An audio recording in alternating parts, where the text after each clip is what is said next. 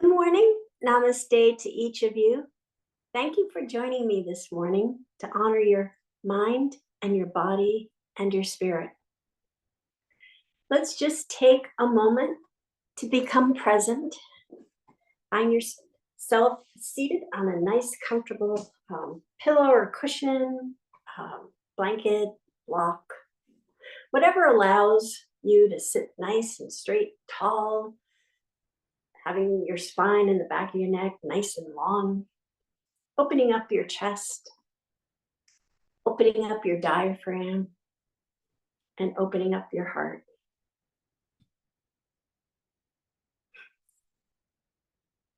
Gently close your eyes and soften your thoughts. Soften your eyes. Soften your shoulders. Soften your heart.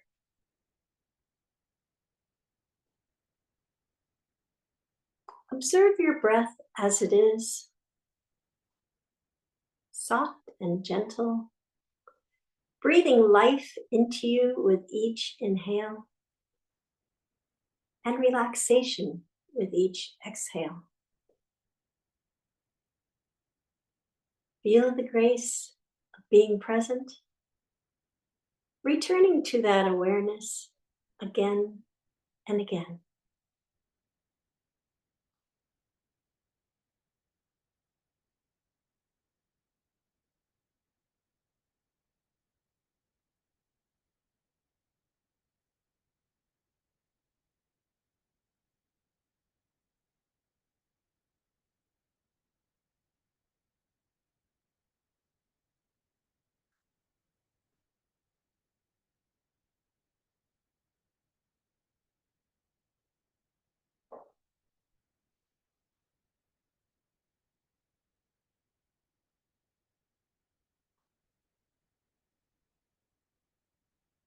You may open your eyes now. For this morning's intention, you may think of a positive word or a phrase to have with you on your mat, or perhaps carry with you throughout the day. This morning's intention I'd like to talk about is vulnerability. When taking my yoga teacher training many years ago now, actually, one of the first assignments we had was to listen to Brene Brown's TED Talk titled The Power of Vulnerability.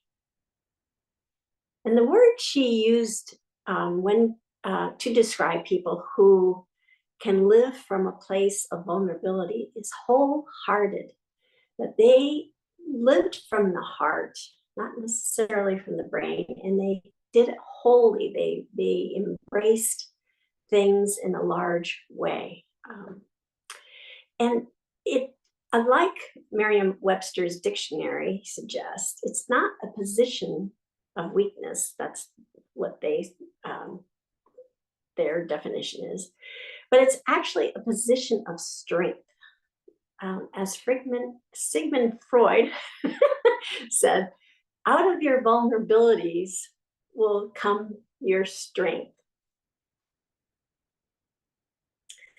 So one of those breathing techniques, pranayamas, vulnerability of having my mouth work today, is the Kapalabhati breathing technique, which translates to skull shining breath. And I usually don't use that term, but that's what it translates. And Kapalabhati flips our normal breathing pattern of an active inhale and passive exhale to an active exhale and a passive inhale.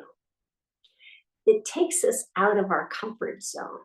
So when you're being vulnerable, you're often being taken out of your comfort zone. So this is a good breathing technique just to illustrate that point. So let's just take a few breaths, our normal breaths. We'll take 3. Just inhale and and exhale. Inhale and exhale. Inhale and exhale. And do you see there might be a little edge to your inhale being a little bit more active, a little requiring a little bit more energy to do that deep inhale? So let's do the Kapalabhati breath. And that you just gently inhale and then you forcibly, oh no, you actively exhale. Now, take it back. It's an active exhale. So it's coming from your tummy. And it's just that one exhale. The inhale, it's almost gets lost in the breath.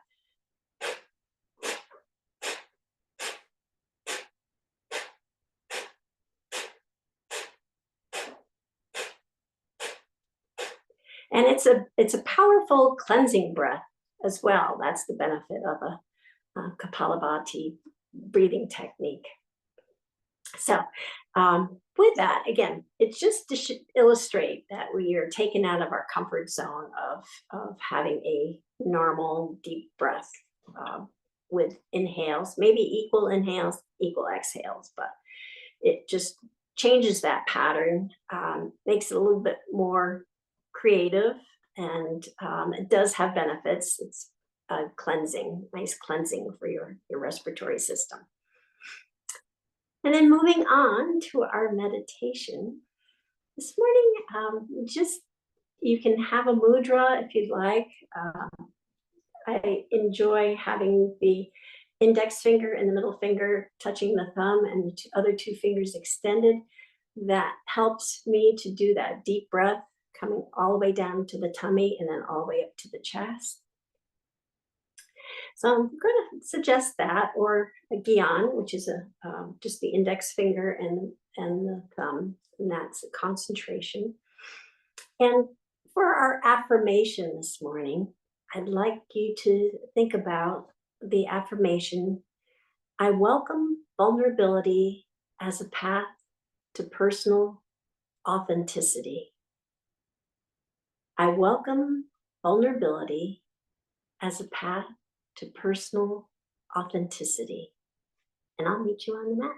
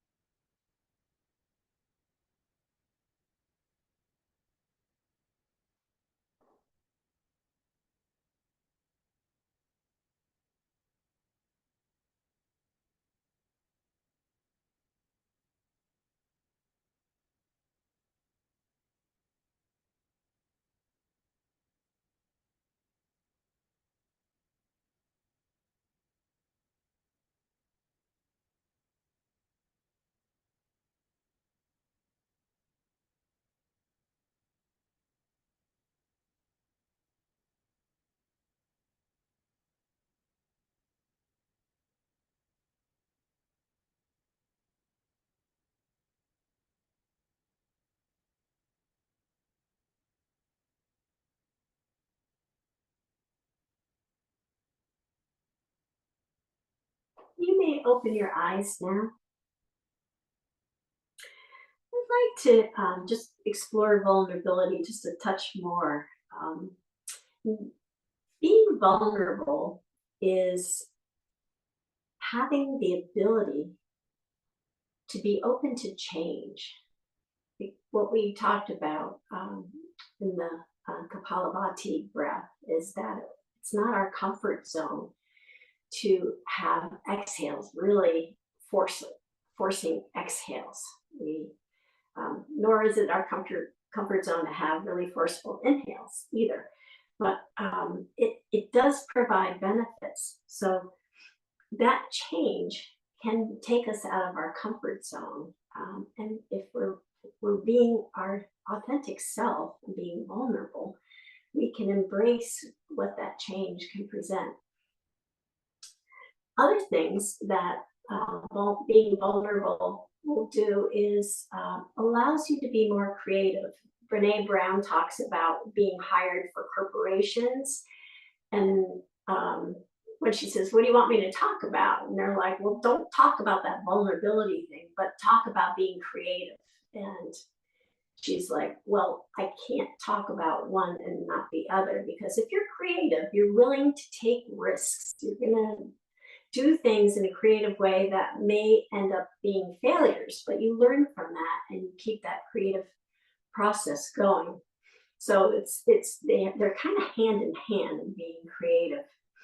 And the last thing is the courage that it takes to be vulnerable. Putting yourself out there as your authentic self is being vulnerable. And, being able to accept yourself that way and have others accept yourself as your authentic self, that's what we want to achieve in life.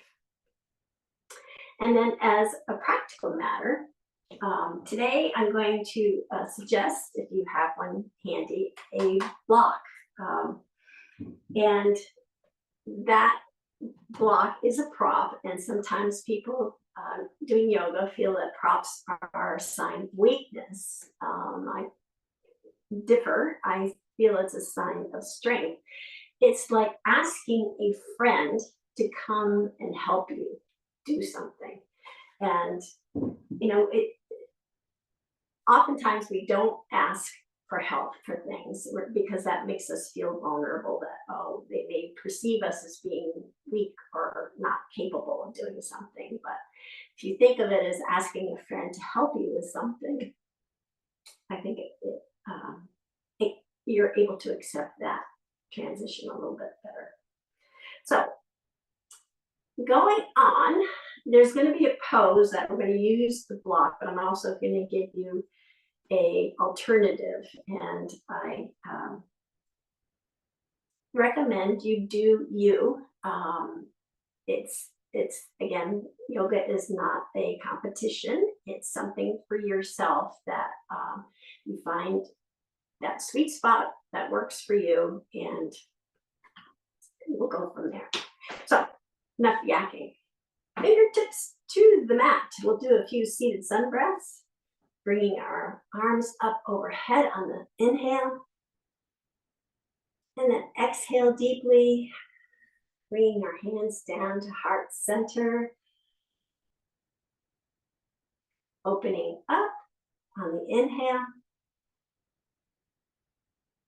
Nice big inhale, and then exhale, closing. Inhale up. Really stretch up, and then exhale down, bringing your hands down. We'll do 2 more of these. Inhale up.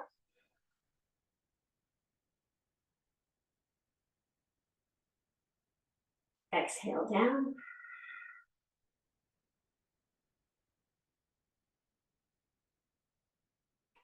Inhale, open. You do this at your own pace. You can do quick ones or short ones. Exhale, close. Inhale up.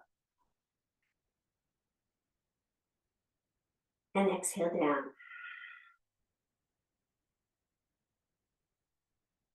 I like the long, deep inhales and exhales, so that's why I take quite a while. One last time. Inhale up.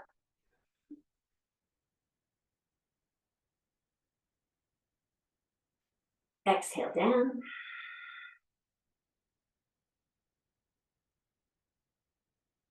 Inhale open.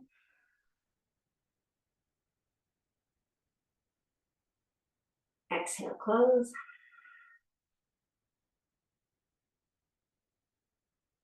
Inhale up.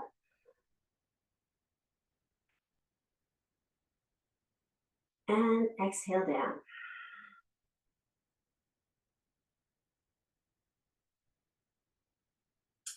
And if you have your legs crossed, you just kind of release the crossing of the legs, having them sit side by side. And then straightening up our back, we're going to take our hands and we're just going to walk them out. And you're going to walk them as far as what's comfortable for you. You can bring your hands all the way out so that you bring your torso down. And just kind of keep moving and then find that sweet spot between effort and relaxation and stop there.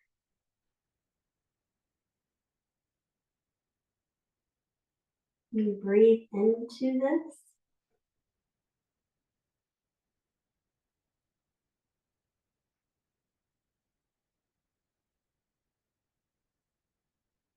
And then slowly walk your hands back up. Gonna bring the outer leg so that the foot's on the mat and the knees in the air, and we'll wrap the opposite arm around it, sending fingertips behind the hips and twisting our torso to the side.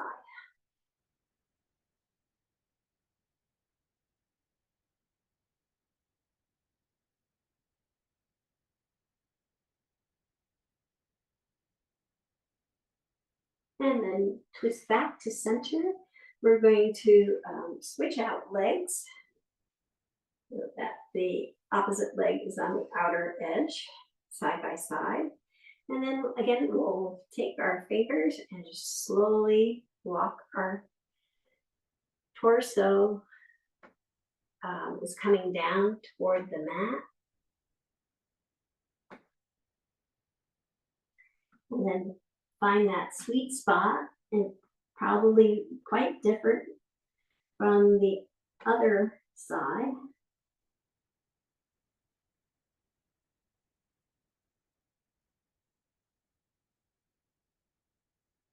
Taking a few deep breaths.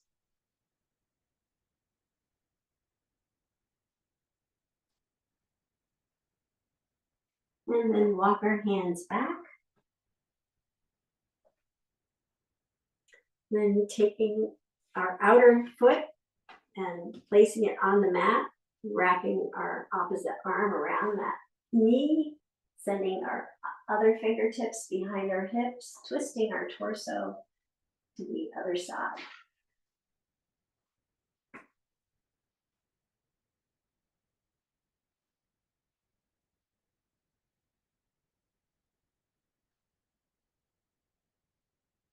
And then we can release that. And we'll roll down on our back. So today I'm going to keep my feet on the mat, knees bent, and slowly roll down, touching the mat. Look at our vertebrae as we go down. It's nice roll. And then we'll slide our legs out in front of us so that we're in reclined mountain pose. And then taking the right foot, the sole of the right foot, slide it up on the interior part of our left leg till it reaches the knee, and your legs create that figure four. And then we'll take that right ankle and place it on top of the left leg, just above the kneecap.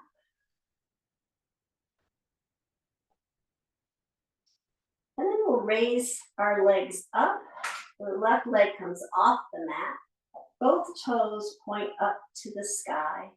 And today we're going to create a little resistance. So with our right hand, we're going to keep our right knee facing the right side of the mat. And then with our left knee, we're going to kind of guide it toward us, but without using our hands. We're going to use the energy in our leg to guide that left leg toward us. And with our right foot, we're going to resist it by pushing the other way. So it's creating quite an active pose.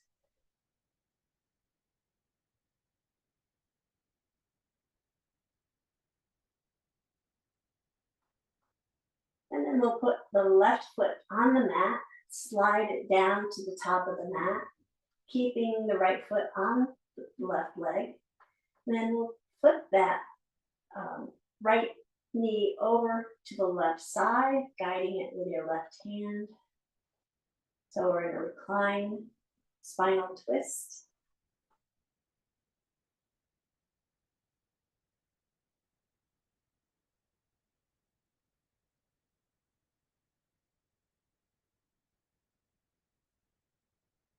And then we'll release the right leg and send it down to the bottom of the mat, going into reclined mountain pose again.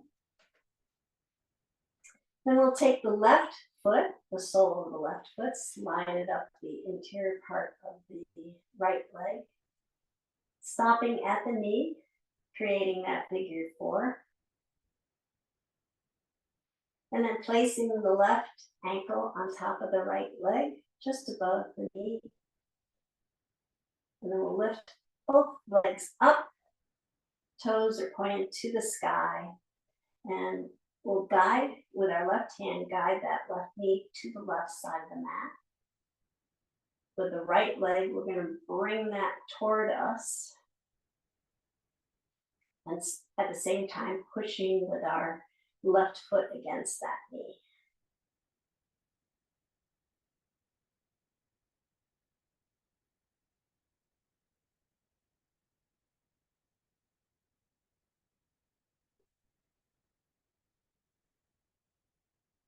And then you can release and bring both knees to the chest, interlacing your fingers around your knees and give them a nice hug. You rock your lower back against the mat just a little bit.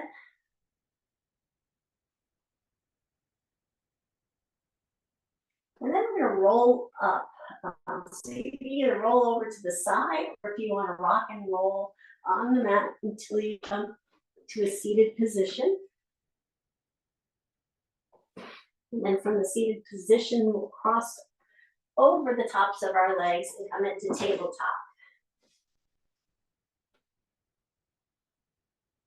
With tabletop, our wrists are right below our shoulders, knees right below our hips.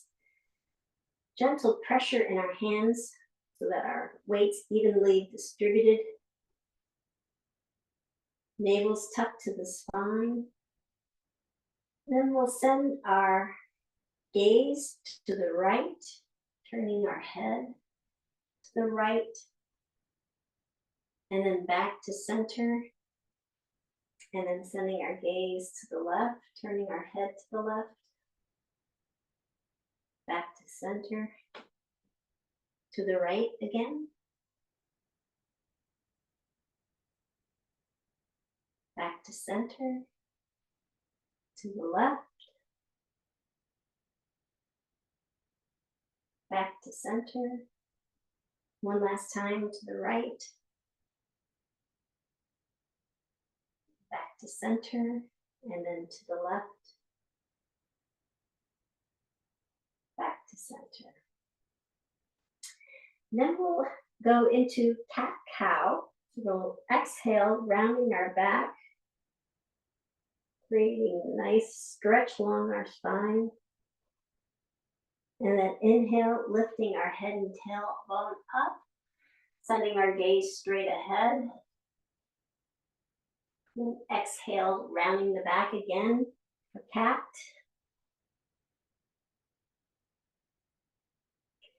Inhale, lifting the head and tailbone up for cow, sending that gaze straight ahead.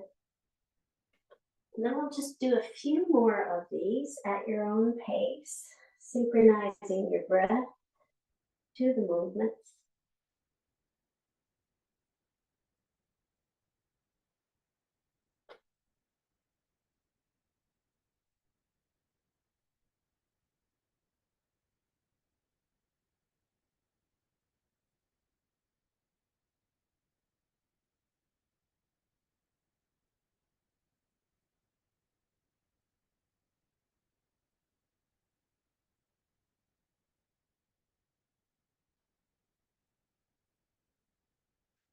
And then come back to a neutral spine, back to tabletop.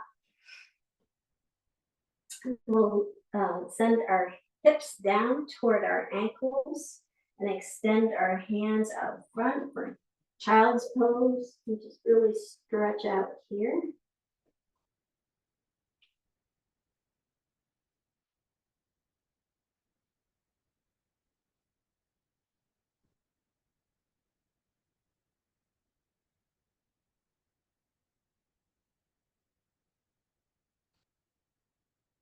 And then come back up to tabletop. We're going to kickstand our left foot outside the mat. Left wrist is right below our left shoulder. We extend our right toes down to the bottom of the mat. We'll do a few what's called modified planks, and we're going to send both our hand and our foot up at the same time. So we're going to sweep our right hand up to the sky, and as we do, we're going to lift our right leg up toward the sky. And then hold it here for a moment. And then bring it back down. We'll do that 2 more times. So sweeping up, sending your hand up and your foot up at the same time. And then back down again. And one last time on the right side. We'll sweep the hand up to the sky, foot goes up toward the sky, and then back down again. Coming back to tabletop. We'll do that on the other side. So in tabletop, we're going to kick our right foot out so that it comes off the mat. The right wrist is right below the right shoulder. Extending the left toes down to the bottom of the mat. We'll sweep our left hand up to the sky and lift our left leg up. And then back down again. We'll create a nice flow here, lifting it up again. And then back down.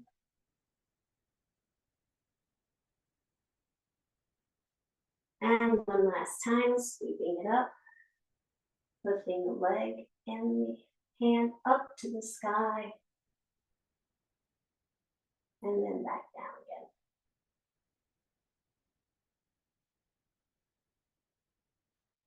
Coming back to tabletop, tuck our toes under, and walk our hands back, coming to the balls of our feet, and then pushing down, coming up into mountain pose. With our big toes facing the long edge of the mat, we'll lift our toes up off the mat and spread them apart as much as we can, bringing them back down to the mat, lifting our heels off the mat, and then bringing them back down, and really feeling that grounding sensation, that stability, that strength, and that stillness of mountain pose.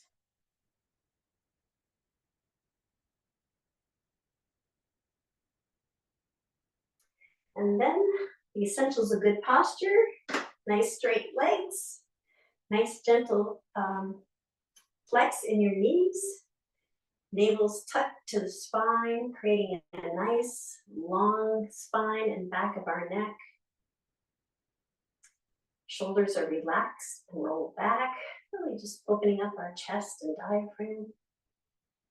Chin is tucked back to create that nice long line, again, between the spine and the neck.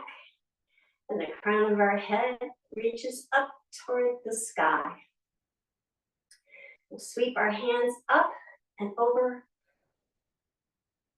And then exhale, bring your hands down to the mat, bending our knees as we go. Support our lower back. Inhale, lifting the hands to the shins, creating that nice flat back, nice long spine, back of the neck, by sending our gaze straight down.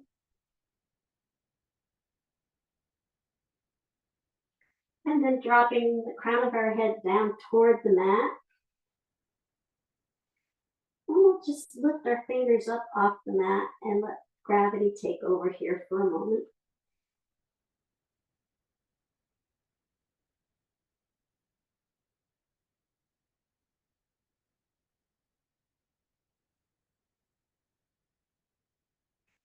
And then we'll sweep our hands all the way up overhead.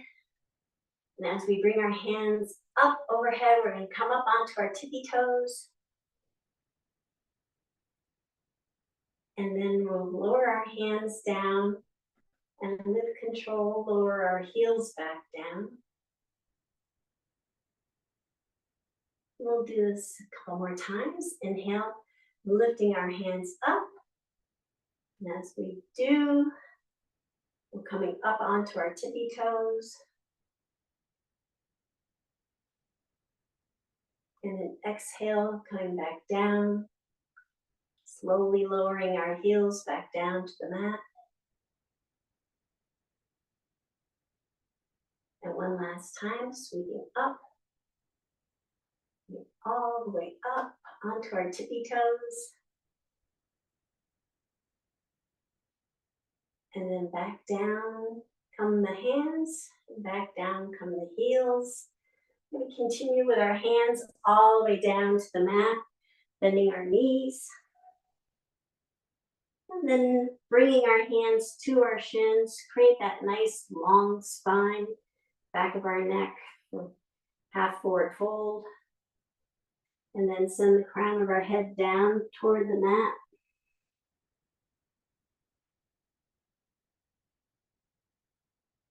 And then sweeping our hands all the way up overhead. We'll bring our palms together. We're going to bring our right hand to our left wrist, kind of wrap our right hand around our left wrist. And then we're going to guide our left hand over to the right side, creating an arc with our body.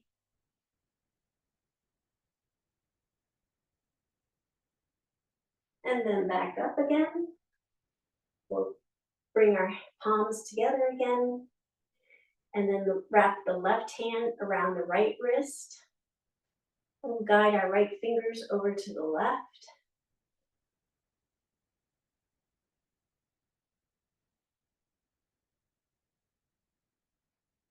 And then back up again.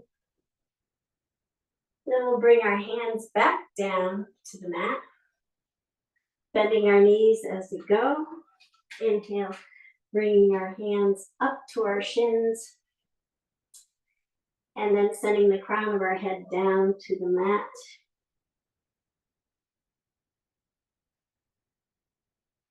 And then we're going to keep our hands down here for a moment. Bring your left fingertips in front of your left foot, just having them touch the mat. And then bending the left knee toward the left arm. We're going to keep our right leg straight-ish with a gentle flex in the knee. And then sweeping the right hand all the way up to the sky. And then we'll bring that right hand back down. We'll switch out places. Right hand goes in front of the right foot, bending the right knee toward the right arm, sweeping the left hand up to the sky, following it with your gaze if you can, and then bringing that left hand gently back down to the mat. And we'll sweep our both hands up and overhead, bringing the palms together. And then palms will come to the heart center. And then palms will come to the back of our hips. We'll keep our feet about hip width apart. Fingertips pointing down.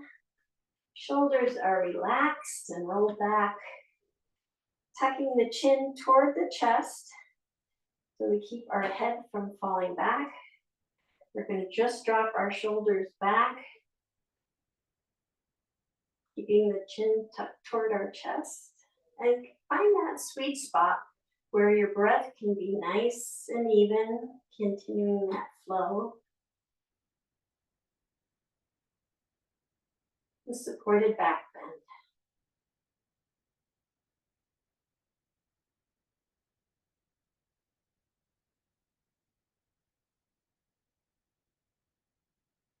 And then come back up to mountain pose, and we'll continue on.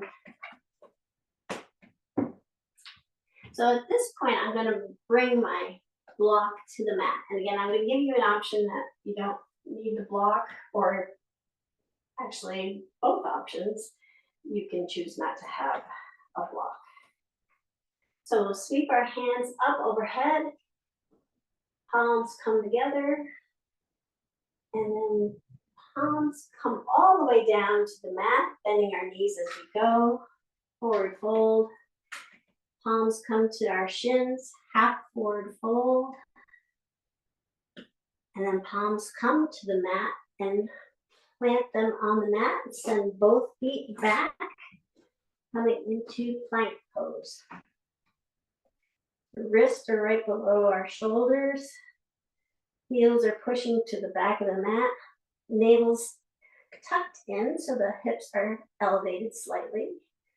And we'll slowly come down to the mat, either knees, chest, chin, or chaturanga, keeping our elbows tucked to the side. And then bringing our hands alongside of us with the palms facing up. We're going to do half locust. So just lift the right leg up.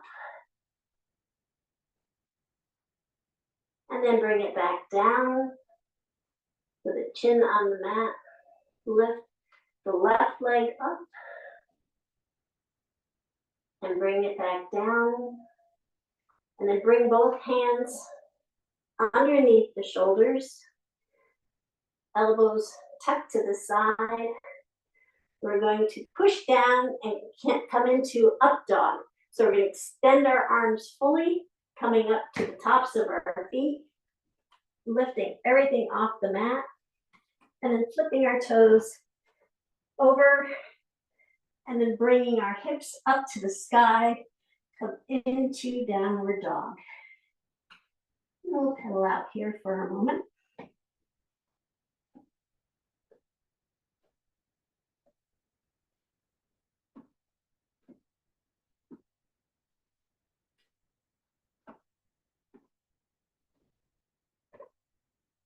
Then we're going to lift our right foot off the mat, kind of bringing the knee toward our chest. And then we're going to push that foot back and up into the air for three-legged dog.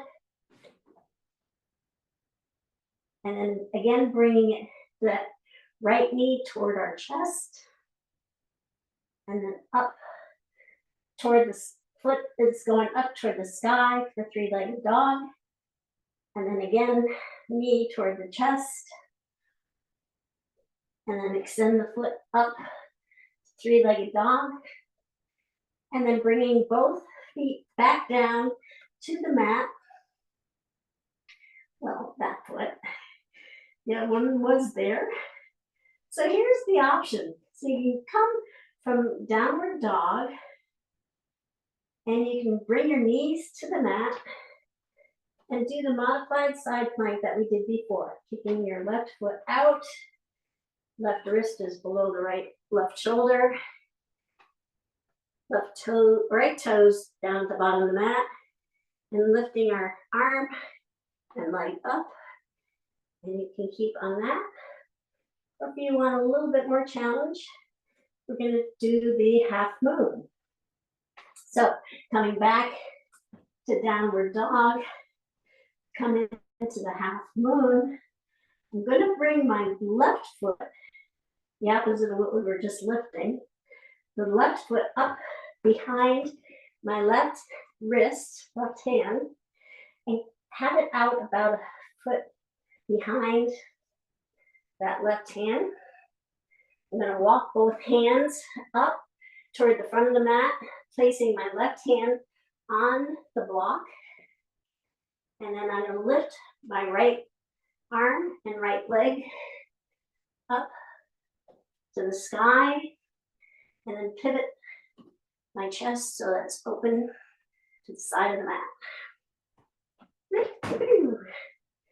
So either one, you can try it without the block as well. That's half moon. And for me, that's my most vulnerable pose.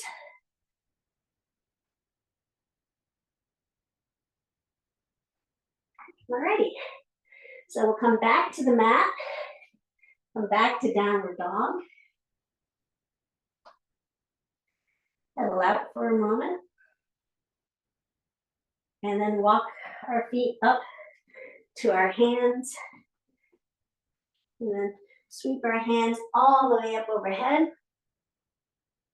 Palms come together and palms come to heart center. Wonderful. And we'll do that on the other side.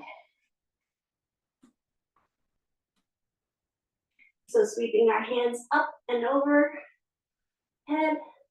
We'll bring our hands back down to the mat, bending our knees as we go. Hands come to our shins for half forward fold. And then hands come to the mat, placing them down on the mat, sending both feet down to the bottom of the mat, coming in to plank pose.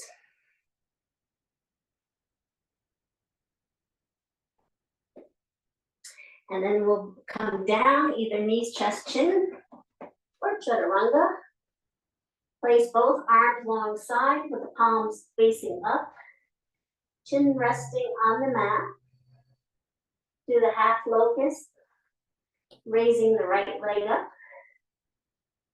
and then lowering it, and lifting the left leg up, and lowering it. And bringing the hands back so that they're right below the shoulders, tucking our elbows toward our ribs. We're going to go into up dog, so fully extend the arms, pushing down, coming to the top. So your torso's off the mat and you're on the tops of your feet. And then flip your feet over and send your hips up for downward dog.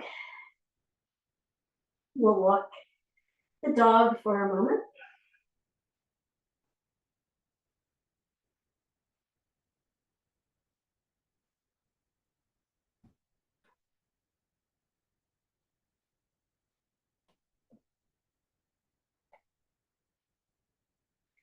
Then we'll lift the left foot off the mat, bringing the knee toward the chest, and then extending the left foot up to the sky for three-legged dog. And then bringing it back, bringing the knee toward the chest, and then extending the left foot up again, three-legged dog. And one last time, bringing the knee toward the chest, and then extending the foot up to the sky for three-legged dog. Bringing that foot back down to the mat, coming into downward dog. And again, you can choose the modified side plank. You would bring both knees down to the mat, kickstand your right foot out, send your left leg down to the bottom of the mat, and sweep your left hand and left leg up. Or you want to try half I'm going to take my block, my friend here, bringing it over to the other side, back to downward dog.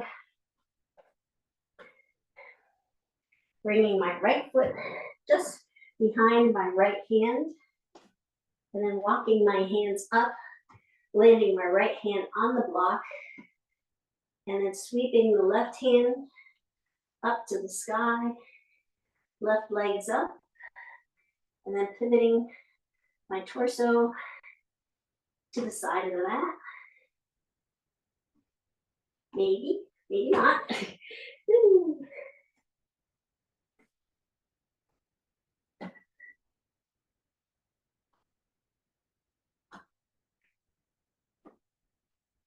All right, well, that's pretty good. And then we'll come back to downward dog.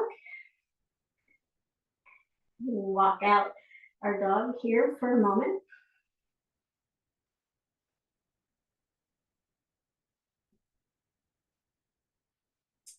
And then walk our feet up to our hands, coming into forward fold, and then sweeping the hands all the way up to the sky.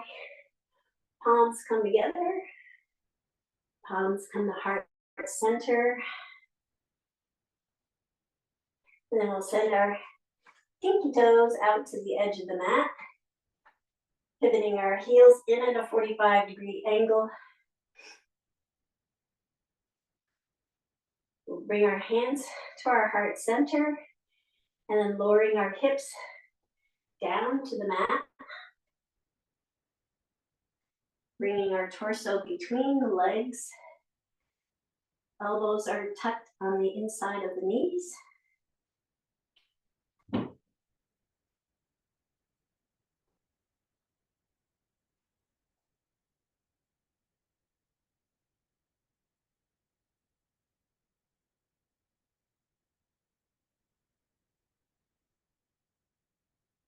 And then bringing our sit bones down to the mat. We'll extend our feet forward and come into staff pose. Then you can make little fists, pushing down alongside your hips, lifting up your hips, and then settling them back down. You really feel that connection with the mat, creating this L shape for staff pose.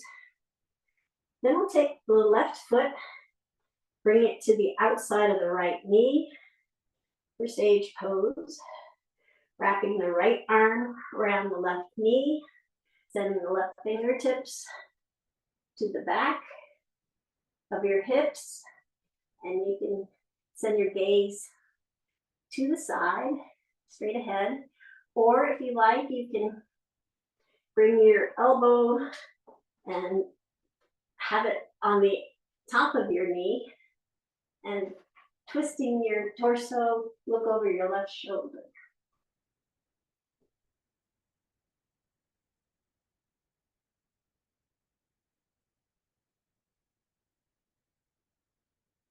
And then come back to staff pose. That last twist kind of twisted the air out of my lungs, so I kind of lost the end of my word there.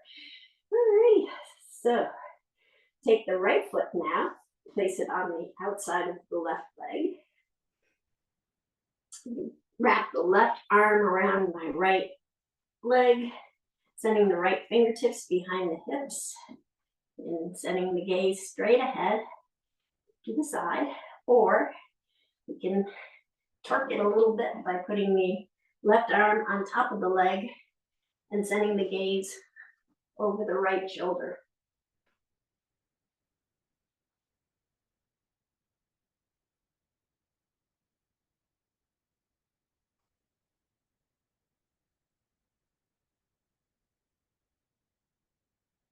And then come back to staff pose.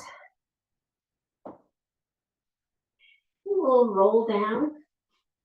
You can choose whichever method you'd like here. Do the one I did earlier this morning with the knees bent and slowly lowering my vertebra one at a time, connecting with the mat.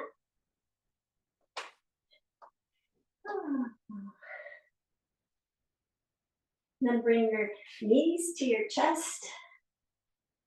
Interlace your fingers and hug your knees to your chest and rock back and forth. Give your lower back a nice massage.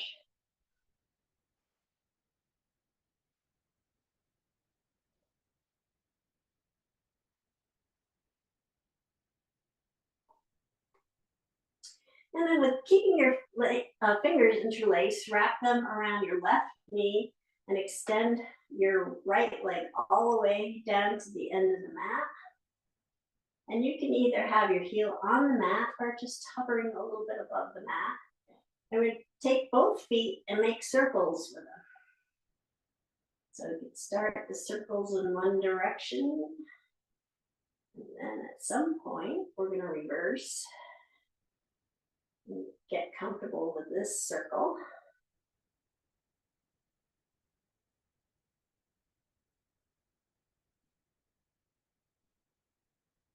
And then going in the reverse direction, see how that is.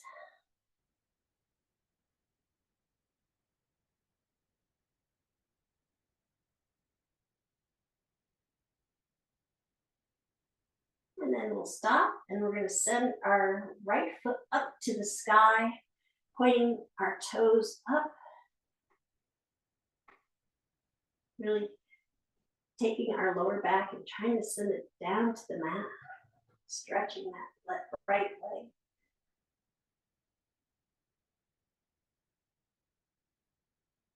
And then bringing that right leg back, giving both knees a nice hug against the chest, and you can rock back and forth again.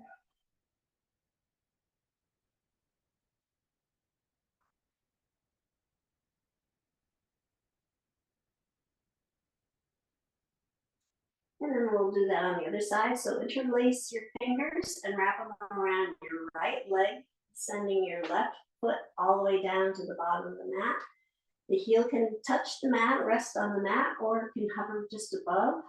And we'll make circles again, going one way.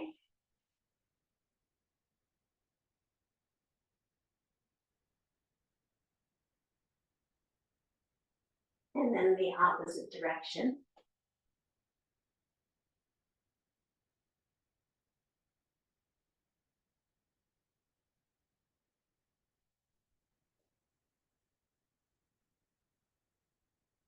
And then bringing that left leg back.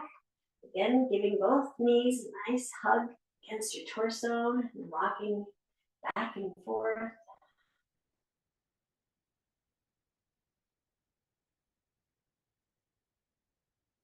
And then we'll take both arms and bring them out to each side at shoulder height to form a T.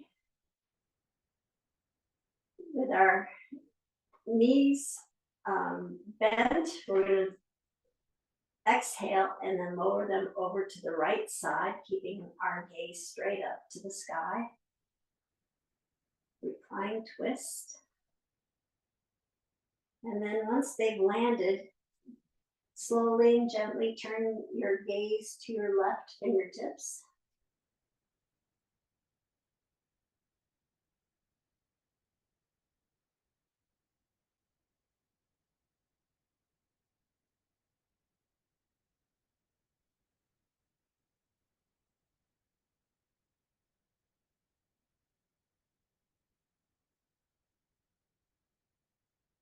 And then gently bring your gaze back up so that your head's straight and your gaze is up to the sky. And then inhale, lifting your legs back to center. And then on the next exhale, lowering your legs to the left side.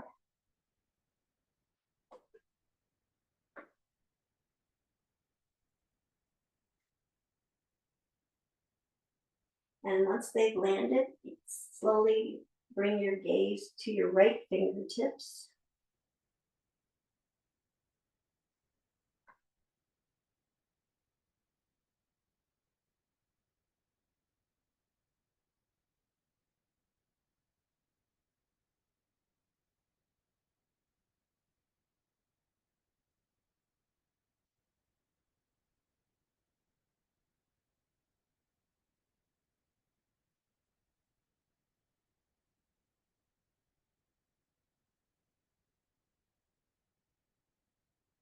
And slowly bring your head back to center, sending your gaze up to the sky, and then bringing your knees back to center. And then we'll slowly slide your feet all the way down to the bottom of the mat. We actually have one more pose to do. You send both feet out to each corner, and with your arms at the T, you're going to send them up overhead, and then those come to the corners as well.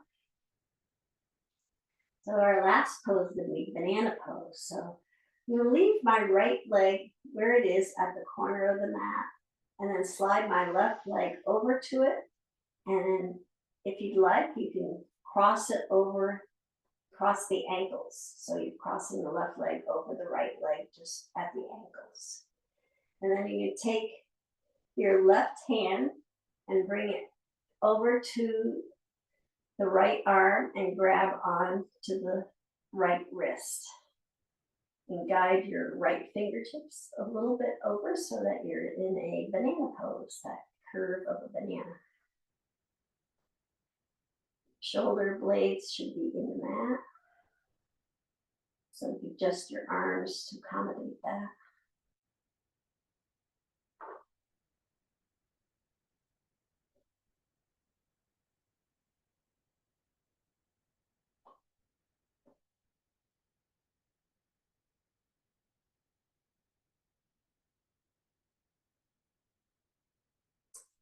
And then we'll release our leg, left leg, and release the left arm, and we'll slide, bringing the left heel over to the corner. We'll slide the right foot over to it, and it could be side by side, or you can cross it over at the ankle.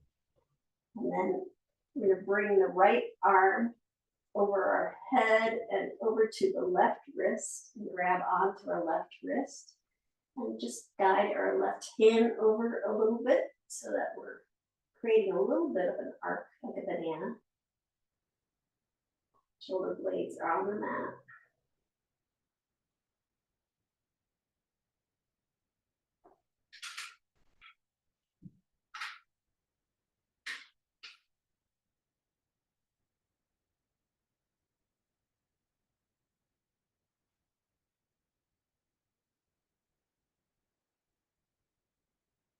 And then we'll release the right foot, sending it back to the right corner.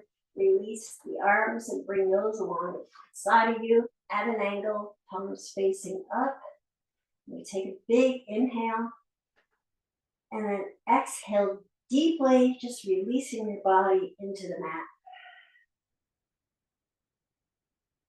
Then you can take a few more breaths.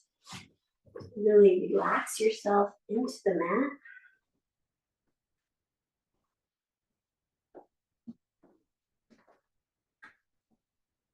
As you relax in Shavasana, I have a poem called The Guest House by Rumi. This being human is a guest house. Every morning a new arrival. A joy, a depression, a meanness. Some monetary awareness comes as an unexpected visitor. Some momentary awareness comes as an unexpected visitor. Welcome and entertain them all, even if they're a crowd of sorrows who violently sweep your house empty of its furniture. Still, treat each guest honorably. He may be clearing you out for some new delight. The dark thought, the shame, the malice, meet them at the door laughing and invite them in. Be grateful for whoever comes, because each has been sent as a guide from beyond.